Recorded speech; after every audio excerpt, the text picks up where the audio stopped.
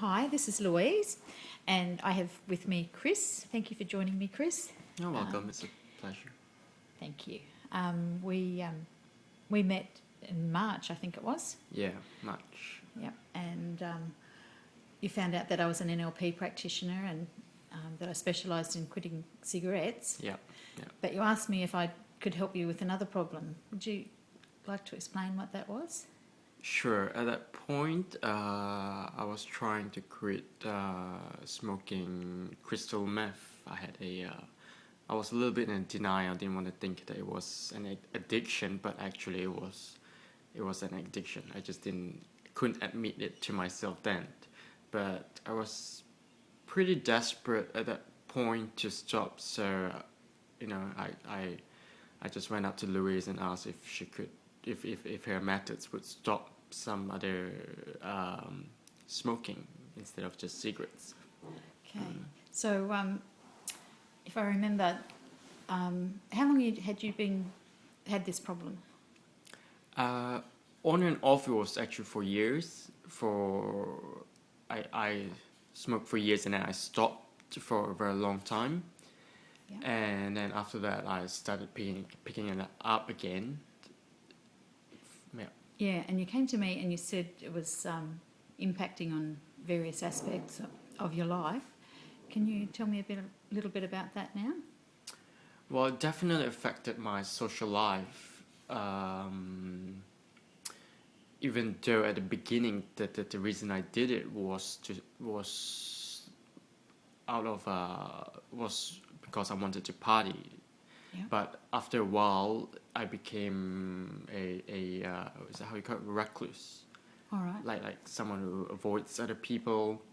It was affecting me mentally. I could not do what I want, get where I wanted to. I had difficulty focusing. It was really bad. Yeah. Yeah. I think I remember you saying that it was affecting your uni work and you weren't following through on going to the gym and you was really stopping you in a lot of areas of your life.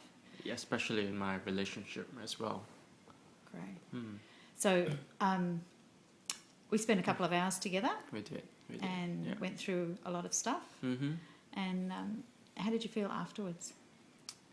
Afterwards, I felt really relieved, like just a heavy burden lifted up from me. Mm-hmm.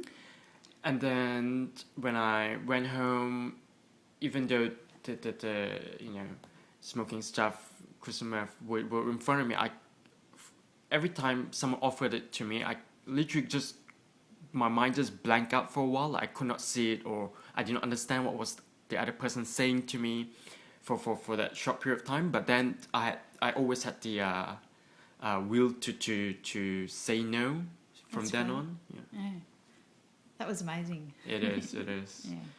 Amazing for me that it was able to be stopped so quickly, and I was really happy about that. Yeah. Yeah. And how prior to that, I've actually tried to stop just using willpower again and again and again, but I could never do that. Mm-hmm. Part of me really, like I knew I had to stop doing it. It's not what I wanted to do, but another part of me just could not